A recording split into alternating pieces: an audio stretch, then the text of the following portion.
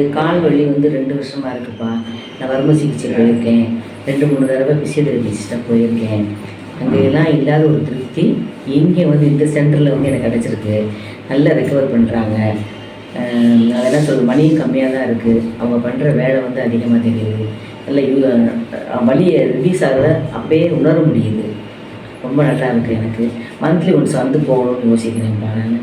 சரிம்மா. பெயின் வந்து எத்தனை நாளாக நீங்கள் ஃபீல் பண்ணீங்கம்மா இங்கே வர்றதுக்கு முன்னாடி? இங்கே வர்றதுக்கு முன்னாடி ஒரு 10 நாள் பெயின் ஃபீல் பண்ணேன்ப்பா. வந்து முதல் நாள்லேயே எனக்கு வந்து ஒரு அரை வலி போயிடுச்சு.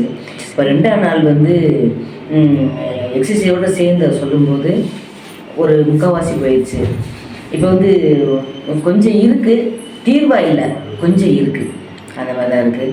அடுத்து வந்து நம்ம மந்த்லி ஒன்ஸ் ஒரு இதுக்கு வர மாதிரி வந்துட்டு போவோம் விசிட்டுக்கு.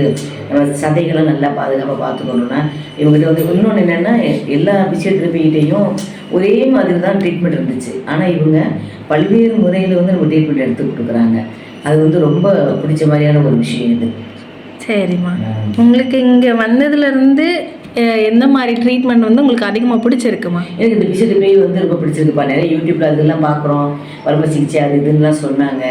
அதெல்லாம் விட வந்து நேராக ஒருத்தருக்கும் அவங்கவுங்க தான் சொல்லுவாங்க. அது நம்ம பார்க்கும்போது நமக்கு ஒரு திருப்தி இருக்காது. ஆனால் இங்கே வந்து அனுபவப்பூர்வமாக பார்க்குறோம். பிசியோதெரபிங்கிறது தேவை, அது என்ன அதுக்கு அப்படிங்கும்போது அவங்க செஞ்சுட்டு இருக்கும்போதே சொல்கிறாங்க, இந்த மாதிரி தசைகள் விரிவாகிறதுக்கு, இது முட்டி பெயினுக்கு அப்படிங்கும்போது நமக்கு அது உணர முடியுது. அந்த எக்ஸசைஸை ரொம்ப முக்கியமாக வந்து பண்ணும்போது நல்ல ரிலீஃப் கிடைக்குது. நீங்கள் கால் வலி வந்து எந்த இடத்துல ஃபீல் பண்ணீங்கம்மா? கால் வலி இப்போ முட்டியில், இடது கால் முட்டியில் வந்து நடக்கும்போது பெயின் கண்டுபிடிச்சிங்களா? இல்லை நடக்கும்போது பெயின்ப்பா. வீட்டில் சும்மா இருக்கும், நடக்கும்போது பெயினாக இருக்கும், நடக்க முடியாமல் இருந்துச்சு. அப்புறம் பார்த்தீங்கன்னா தசை பிடிப்பு, வலது கால் பின்னாடி வந்து துடைக்கலாம் இதாக இருந்துச்சு. இப்போ கொஞ்சம் நல்ல ஒரு தீர்வு உணர்றேன்ப்பா. சரிம்மா.